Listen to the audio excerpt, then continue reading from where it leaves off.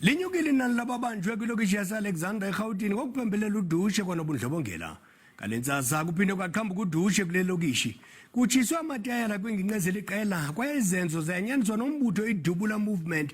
Xebe iDudula movement onyanzelisa ukuba abemi bangaphandle abakweli ngokungekho mthethweni baphume baphele kwelizwe. Ngabantu abana bathe banxelerheke emva komlo phakathi kwabemi beli nabangaphandle izolo njalo kubanjwe umuntu omnye ofunyaniswe nompu wokudlala. Kanti ke ngoku siqhagamshelana ngqo nentatheli yethu Lewis kule lokishi yaseAlex. Chris, siyakwamkela.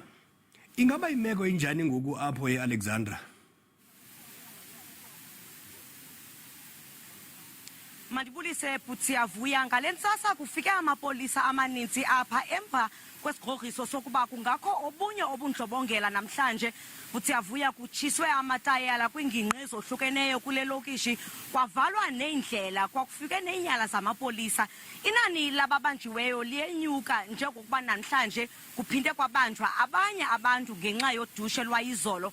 Amashishini amaninzi kule lokishi, ingakumbi lawo abembangaphandle, abavulanga namhlanje ngenxa yokoyika olunye uhlaselo. Amapolisa asabonakala ngobuninzi.